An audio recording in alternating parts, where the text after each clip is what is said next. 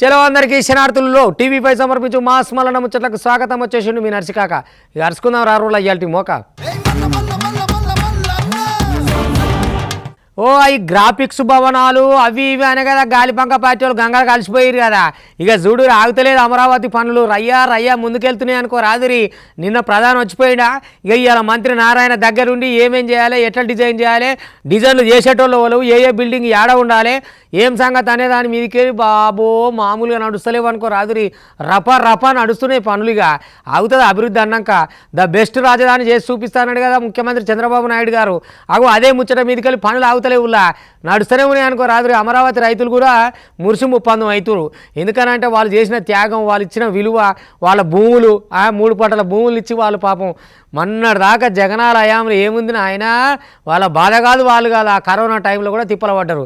కానీ ఇప్పుడు వాళ్ళ కళ నెరవేరబోతుంది. మరి వచ్చింది ఎవరు?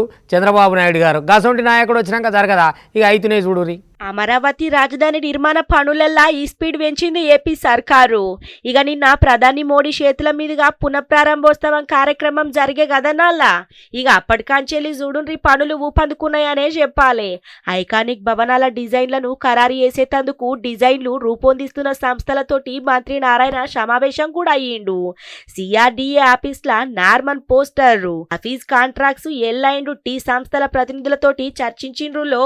ఇక గిట్లుంటది మరి ఉరుకులు పరుగులతోటి అభివృద్ధికైతే ముందటికి పోతుంది ఏపీ అంతా. ఇక రాజధాని ముచ్చట్ల ఇంకో మాట చెప్పాల్సిన అవసరమే లేదు. 5 ఐకానిక్ టవర్లు, అసెంబ్లీ, హైకోర్టు భవనాల ఫైనల్ డిజైన్ల మీద కసరత్తు చేసిండ్రులో. మంత్రి అధికారులకు డిజైన్ల వివరాలను తెలుపుకొచ్చిండు ఆర్కిటెక్చర్ సంస్థల ప్రతినిధులు. ఇక మొత్తానికైతే జోరు మీద ఉన్నది అమరావతి అభివృద్ధి అంతా. మొత్తం మీద చేనంబర్ కాడ అంబర్పేట కాడ బ్రిడ్జి సురువు అవుతుందట కదా నువ్వులా. ఇక మన్నడ దాకా పనులు నడుస్తా ఉండేగా. వచ్చిపోయేట వాళ్ళకి ఇబ్బంది, ఇటు మలిపి అటు మలిపి, ఆ గల్లీలకు వెళ్ళిపోను ఈ గల్లీలకు వెళ్ళిపోను, రాకపోకలకైతే మస్తు ఇబ్బంది అయింది. కానీ ఇక కేంద్ర మంత్రి వస్తున్నాడట, సురువు కాబోతున్నదట. ఇక అది ఇట్లా సురువు అయితే ట్రాఫిక్ సమస్యలే ఉన్నాయి అనుకో రాదురి. హైదరాబాద్ అంటేనే ఒకప్పుడు ట్రాఫిక్ అని లొల్లి ఉంటుండే. ఇక అటు మరీ చేనంబర్ అంబర్పేటకి అయితే ఆగమాగం ఉంటుండే. కానీ మొత్తానికి బ్రిడ్జ్ సురువు అయిందంటే ఇక మంచిగా నిమ్మలంగా పోవచ్చు, నిమ్మలంగా రావచ్చు. ఇప్పుడు ఆ గోల్నాక, రామంతపూర్ ఇట్లా ఉంటాయి కదా నువ్వులా. ఇక ఆ ఏరియాలకి రద్దీ తగ్గుతుంది అన్నట్టు. అందుకనే కేంద్ర మంత్రి కూడా వచ్చి సురువు చేస్తున్నాడట. మరి ఇంకా ఏం సంగతి ఎట్లెట్లున్నాయి, ఇంకా చిన్న చితక పనులు ఉన్నాయట. అరుచుకుందాం రా బ్రిడ్జ్ దాకా పోయి. ఇక ఎప్పుడానే ఫ్లైఓవర్ పనులు పూర్తయితదుకొచ్చినాయి. హైదరాబాదు అంబర్పేట జనాలు ఎంతో కాలం కాంచెల్లి ఎదురుయూతున్న ఫ్లైఓవర్ పనులు ఇక మొత్తానికైతే ఆఖరి ఘట్టానికి వచ్చినాయోలా. ఎల్లుండి అధికారికంగా ఫ్లైఓవర్ ను షురు చేయబోతుండు కేంద్ర మంత్రి నితిన్ గడ్కరీ. ఈ సందర్భంగా ఫ్లైఓవర్ పనులను కేంద్ర మంత్రి కిషన్ రెడ్డి పరిశీలించుకొచ్చిండు ఎట్టెట్లయింది ఏం కథ అని. ఇక ప్రారంభానికి 2 రోజుల సమయం ఉన్నా కూడా ఫ్లైఓవర్ కింది పనులు పూర్తి కాకపోవడం తోటి మస్తుగానే గరమైండులో. ఇక ఎల్లుండి లోపట్ల పెండింగ్ పనులు పూర్తి చేయాలని అధికారులకు ఆదేశించిండు చూడుండ్రి.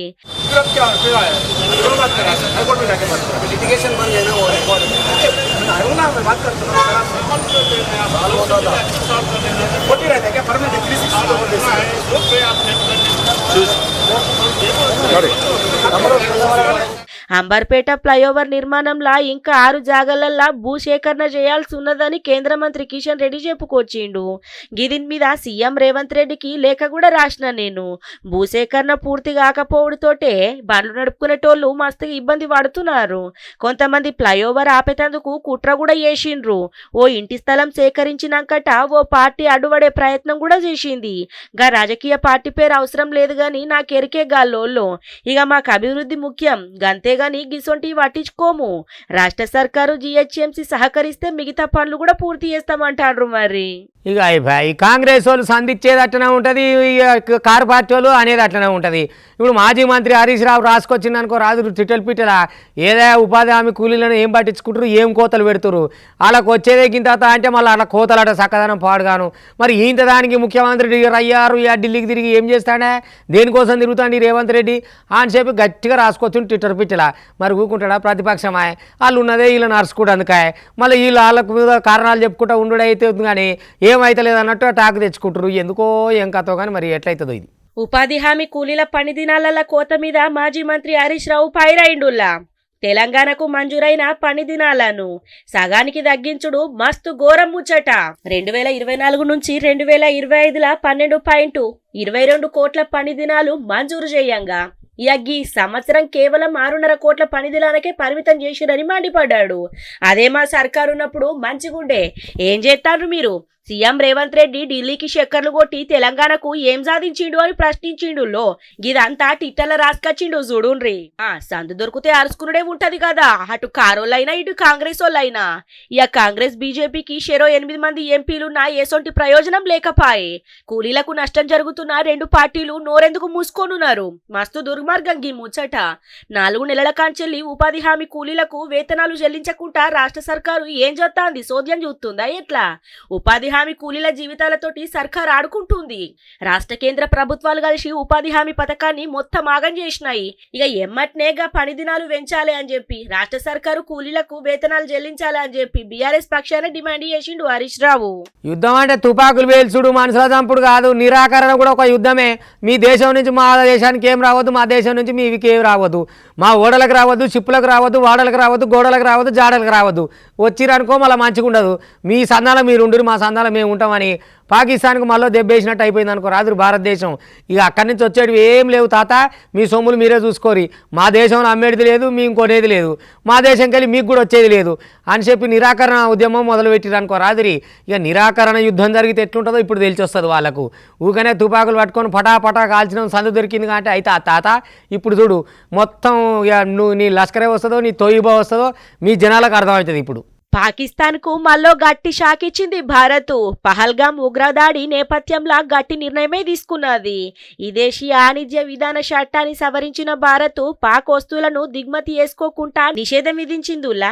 ఇప్పటికే నీళ్లు కూడా బంద్ పెట్టేగడ సింధు నది. ఇక పాక్ నుంచి అన్ని రకాల ప్రత్యక్ష పరోక్ష దిగుమతుల మీద నిషేధం విధించుకుంటా నోటిఫికేషన్ విడుదల చేసింది కేంద్ర వాణిజ్య శాఖ.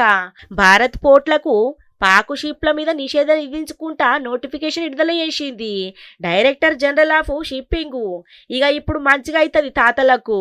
లేకపోతే ఎంత ఆగం సృష్టించిండ్రు, ఎంతమందికి కన్నీటిని మిగిల్చిండ్రు, ఎంతమందికి కడుపుకోత మిగిల్చిండ్రు మానవత్వం లేని మృగాలు. ఇక భారత్ షిప్పులు కూడా పాక్కు పోవద్దని ఆదేశాలు జారీ చేసిందులా.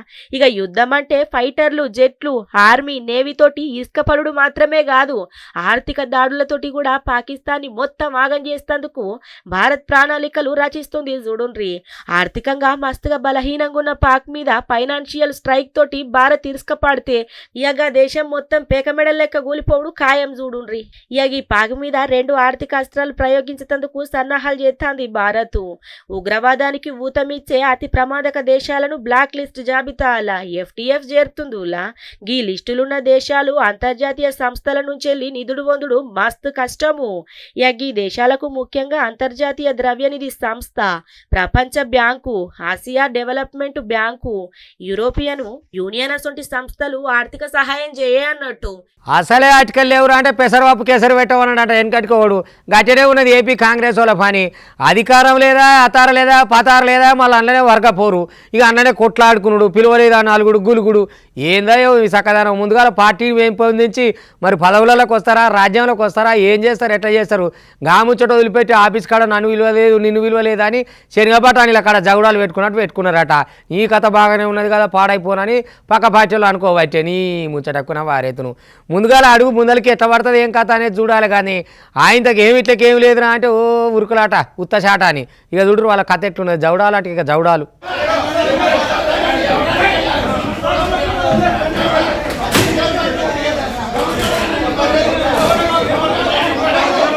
ఓష్ని పాడుగాను ఇంటి పంచాది బాగానే ఉన్నది కదా, అధికారం లేకపోయినా తగ్గేదే లేదని చెప్పి పశ్చిమ గోదావరి జిల్లా కాడ కాంగ్రెస్ నాయకులు గ్రూపులు గిడిపోయి మరి చవడం పెట్టుకున్నారు. ఇక మొత్తానికైతే గౌరవం లేదు, మర్యాద లేదని చెప్పి ఇట్లా అట్లా మాట్లాడుకుంటా సురుకులు అంటించుకొని ఆలదాలే చవడం పెట్టుకున్నారట చూడుండ్రి. అందరినీ కలుపుకున్నాడే నాయకుడు, కలుపుకెళ్ళినా గ్రూపులు పెట్టినోడు సన్నాసి. అది మాత్రం గ్యారెంటీ. ఎంత ఉంది, ఎంత నీకు ఉన్నది ఉంటుంది, ఆడుకున్నది ఆడుకుంటుంది. అందరిని కలుపుకెళ్ళినోడే గొప్పడు. అది నా ఉద్దేశం. ఏంటంటే ఉన్నది చిన్న పార్టీ అంటే జాతీయ పార్టీ వచ్చు, కానీ ఇక్కడ మనకి అందరూ తక్కువ మంది ఉన్నాం. సరదాగా అలవని ఈ సిగి చెమట ఇలా రాస్తే అవతల అనుకుంటుంది మీకు బాగుంటుంది కూడా ఆరు సంతోషం. అందుకని దయచేసి కలుపుకి వెళ్దాం. మీకు ఇది లేదనుకోండి అవడం కాదన్నాడు. ఇక మొత్తానికైతే పశ్చిమ గోదావరి జిల్లా భీమవరం కాంగ్రెస్ పార్టీ కార్యాలయం కాడ కాంగ్రెస్ పార్టీ ఆత్మీయ సమావేశం పెట్టుకున్నారట నుల్లా. గా సమావేశానికి అందరు వచ్చిండ్రట గాని జిల్లా అధ్యక్షులు పాతపాటి హరికుమారు మాజీ ఎంపీ రాకపోయినరట. కానీ వాళ్ళిద్దరికి సంబంధించిన ఆన్సర్లు మాత్రం వచ్చిండ్రట. ఏంది గిది గింత జరుగుతా ఉంటే గౌరవం లేదు, ఒక ప్రాతినిధ్యం లేదా అని చెప్పి ఇక మొత్తానికైతే ఒగోళ్ళ మీద ఒగోళ్ళు జవడానికైతే దిగిండ్రట. ఇక ఈ జవడంలో అక్కడనే ఉన్నోళ్ళు ఆపేందుకు ప్రయత్నించినా కూడా ఇంకింత జవడం ముదిరిందే గానీ తగ్గేదే లేదనుకుంటా జవడానికైతే కాలు దువ్విండ్రుల్లో. ఇక దీంతో కాంగ్రెస్ కార్యకర్తల ఆత్మీయ సమ్మేళనం మాత్రం గందరగోళంగా మారిందనే చెప్పాలా.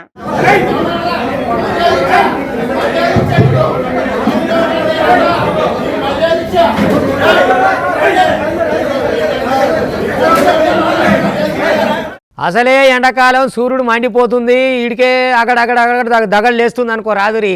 అది అట్లా ఉండంగా ఇక చూడు అప్పుడే డంపింగ్ యార్డ్ అంటుకుంటే ఇంకెట్లుంటుంది. ఆ వేడి ఈ వేడి అయంకాల పోతట్టు లేదు, ఏంది మేము మా పరిస్థితి అని చెప్పని అక్కడ జనం అంతా చాలా పరిశాన్ అవుతున్నారు. ఈ డంపింగ్ యార్డు మా పక్కనే పెట్టి మా పానాలు తీస్తుంది ఈ ఎండకు ఎట్లుండాలి. పొద్దున్న దాకా ఓగడు, తెల్లని దాకా ఓగడు, ఇదేమో రాత్రిలు ఇది కాలుకుంటా ఇది అంత ఎండ. ఈ అగడ్ల మేము ఏం కావాలని చెప్పని మస్తు ఇబ్బంది పడుతున్నారు అక్కడ జనాలు. కరీంనగర్ కాడ అయ్యిందుల్లా ఈ ముచ్చట. మరి ఇంతకా డంపింగ్ యార్డును మరి ఆంచలు ఎత్తేస్తారా, ముట్టిస్తారా, ఈ జనాలని ఏం చేస్తారు ఏం అర్థం కాకుంటున్నారు. దాని చుట్టుపట్టున వాళ్ళకైతే మస్తు బాధ అవుతున్నదట. వాళ్ళు తక్లీఫ్ కాకపోతే తక్లీఫ్ అవుతున్నారు సుడురు కావాలంటే. ఈ డంపింగ్ యార్డ్ ఏయంగా కరీంనగర్ ఉన్నోళ్లకు మస్తు తక్లీఫ్ అవుతుందట నుల్లా. కరీంనగర్ లా రావణ కష్టం లెక్క రగులుతున్నది డంపింగ్ యార్డు. డేంజర్ బెల్స్ మోగిస్తున్నదనే చెప్పాలా. కార్షిష్యం తలపిస్తున్న డంపింగ్ యార్డు మంటలు పొగలు జనాలకు మొత్తం ఎప్పటికప్పుడు ప్రాణ సంకటం లెక్క మారినయుల్లా. 10 వద్దుల కాంచెలు కాలుతున్నదట ఈ డంపింగ్ యార్డు. ఇక దీంతో దట్టమైన పొగ ఏడి కాడ ఆవహించి ఊపిరాడక జనాలు పిరిమిక్కిరైతాన్రట. పట్టించుకునేటోళ్ళు గానరాక స్థానికులు ఆందోళన చెందుతుండ్రు చూడుండ్రి. ఈ డంపింగ్ యార్డు లక్షలాది రూపాయలు పెట్టేసి బ్యాంకుల రుణాలు తీసుకొని ఇక్కడ చెత్తను వేరు చేస్తున్నటువంటి మిషన్లు పెట్టేసి కరీంనగర్లో ఉండేటువంటి చెత్తను తీసుకొచ్చి కరీంనగర్ నడిబొడ్డున ఈరోజు ఈ చెత్తను వాడేయడం వల్ల అనేక ఇబ్బందులు మేము ఎదుర్కొంటున్నాం. పొద్దున మేము కనీసం బయటికి వెళ్తే ఈ శ్వాస వీడ్చుకోలేనటువంటి పరిస్థితులలో ఉన్నాం.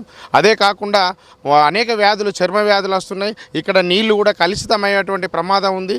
కాబట్టి స్మార్ట్ సిటీ పేరుతోటి దీన్ని మారుస్తాం అనేటువంటిది గతంలో ఉన్నటువంటి టీఆర్ఎస్ ప్రభుత్వం కానీ ఇప్పుడున్నటువంటి కాంగ్రెస్ ప్రభుత్వం కానీ ఏదైతే కేంద్ర ప్రభుత్వం ఇప్పుడు ప్రస్తుతం ఇక్కడ ఉన్నటువంటి ఎంపీ, గతంలో ఎంపీ ఇప్పుడు మినిస్టరు, ఆయన ఈ డంప్ యార్డును ప్రజల కొరకు మేము తొలగిస్తామని చెప్పి కేంద్ర మంత్రిని పట్టుకొచ్చినప్పటికీ కూడా ఇప్పటికీ ఈ డంప్ యార్డును తొలగిస్తామన్న మాటలకే పరిమితం తప్ప ఇది తొలగించడం లేదు. దీన్ని వెంటనే తొలగించి వాళ్ళ సిద్ధశుద్ధిని నిరూపించుకోవాలి. అమ్మో డంపింగ్ యార్డు అసలే ఎండాకాలం, ఈ దిక్కుమల్ల పొగమంట జనాలు నరకం చూతాన్రులా. ఉడకపోతతోటి ఓ బాధ, ఈ పొగతోటి ఇంకో బాధ, దరిద్రమైన వాసననట. ఎండాకాలం మంటలు పొగతోటి జనం నరకం చూతాండ్రు. ఇక పుష్కర కాలం లెక్క రగులుతున్నది గీ డంపింగ్ యార్డు. ఇక మొత్తానికైతే గీ డంపింగ్ యార్డు ముచ్చట మీద అక్కడ ఉన్నోళ్ళు పోరు వాట పట్టిండ్రు. ఇక మరి ఎట్లా చేసుడు ఏం కథ, బతకాలనా వద్దా మేము ఇక్కడ గింతాగమైతున్నా కూడా పట్టించుకునేటోళ్ళు గానరాక ఏం చేయాలనో తెలియక ఆందోళన చెందుతుండ్రు. మరి అయ్యో ఈ వానలు పాడైపోను, గీడ పడుతున్నాయి గాడ పడతలేవు అన్నట్లేదు. ఓనాడు తెలంగాణలో ఓనాడు ఆంధ్రాలో ఏడ పడతాడు ఎప్పుడు పడుతున్నాయో తెలియదా. చేతికొచ్చే పంట మూతికొచ్చే ముందర మొత్తం ఆగం చేసి పారేస్తున్నాయి అనుకో రాదురి. యోగి శ్రీకాకుళం కాయగా అట్లా దంచేసి పెట్టిందట. 7 కాడికి తోటలన్నీ నిలమట్టమైనాయి, కాయలన్నీ రాలిపోయినాయి, సరకంతా ఆగమైంది, పంట అంతా పెంటపాలయ్యింది. ఇక ఏం చేయాలి రైతులు, ఎట్లా చేయాలి? సర్కారు ఏదైనా సాయం చేస్తారని ఎదురు చూస్తున్నారట. ఇక అంతకుమించి చేసేది ఏం లేదు. ప్రకృతి విపత్తులు మనుషులు ఆపలేరు. ఇంకా మరి ఎట్లా చేస్తాం అనుకున్నది ఇక రేపై ఎల్లుండి అయితే అమ్ముకుంటాం రా అంటాలకు వానవాడి ఆగవాగం చేసిందట. ఇక మరి ఎట్లయితుందో ఏం కథ కతి. రైతన్నలు అయితే రందులు ఉన్నారు, మస్తు బాధపడుతున్నారు. వానమ్మ వానమ్మ వానమ్మ ఒక్కసారన్నా ఆగరాదే వానమ్మ అనుకుంటా రైతులు 2 చేతులెత్తి మొక్కుతాండ్రు. మరి ఈ ఆనలకు పెద్ద బీవచ్చం సృష్టించుకుంటా రైతులకు కన్నీళ్లే మిగులుతున్నాయి. పోండ్రి శ్రీకాకుళం జిల్లా కాడ పెద్ద ఆనొచ్చింది. ఈదురుగాలులకు ఎక్కడ కరెంటు తంబాలు ఇరిగిపడ్డాయి, రోడ్ల మీద చెట్లు నేల కొరిగినాయి. 100 ఎకరాలల్లా అరటి, మామిడి, మొక్కజొన్న పంటలు 7 కాడ దెబ్బతిన్నాయి. కళ్ళల్లో ఆరవోష్ట ధాన్యం మొత్తం తడిసి ముద్దైందల్లా పాపం. అకాల ఆనలతోటి తీర నష్టాన్ని మిగిల్చిందని రైతులు గగ్గోలు పెడుతుండ్రు. ఇక చూడుండ్రులా ప్రతి సంవత్సరము ఈ ఏప్రిల్ మే నెలలో ఈ ఈదురుగాలులకి భారీ వర్షాలకి నేలమట్టం అయిపోయి ఎప్పుడూ కూడాను పోతూనే ఉంది. 5 సంవత్సరాల నుండి కనీసం ₹1 కూడాను దీని మీద మేము మాకేం పెట్టుబడి కాదు కదా, అసలు ఏమీ లేదు, రాలేదు, జీరో. అలాంటిది గత 5 ఏళ్ళు కూడాను వైఎస్ఆర్ ప్రభుత్వం కూడా పట్టించుకోలేదు. ఇప్పుడు కూటమి ప్రభుత్వం వచ్చింది కాబట్టి వాళ్ళైనా ఈ రైతుల యొక్క గోడును విని మాకు సహాయం చేస్తారనేసి అనుకుంటున్నామండి. షవ్వా ఏం చెప్పుండ్రి, ఈ ఎండలతోటి ఓ బాధ ఉన్నది, ఆనలతోటి ఓ బాధ ఉన్నది. దినాం ఏన్నో ఓ కాడ దండిగా ఆనబడబట్టే రైతులు మాత్రం మొత్తం నష్టపోవట్టే. 100 ఎకరాలంటే మామూలు ముచ్చట్న చెప్పుండ్రి. అరటి, మామిడి, మొక్కజొన్న చెప్పుకుంటూ పోతే ఒక్క పంట కాదు, అన్ని పంటలు కూడా ఈ ఆనలకు పెద్ద పెద్ద గాలులకు మొత్తం నేలమట్టం కావట్టే. ఇక భారీ ఆనలతోటి పెద్ద పెద్ద గాలులతోటి రోడ్ల మీద చెట్లు, కరెంటు తంబాలు, రానుపోని రాదార్లు కూడా ఏడి కాడ రాకుండా పోకుండా అయిపోయి మస్తుగా తక్లీఫ్ అవుతుందిలా శ్రీకాకుళం దిక్కైతే. ఇక ఆనదేవుడు ఏం చేస్తాడో మరి, పొద్దుందాకా ఓ తీరుగున్నది, పొద్దుగూకితే ఓ తీరుగున్నది. ఇక గివన్నట్టు వాళ్ళ టీవీ5 సమర్పించు మాస్ మలన ముచ్చట్లు చూస్తూనే ఉంటుంది. మళ్ళీ రేపు ఇది వరదాకా మీ టీవీ5 ఎగుంటా.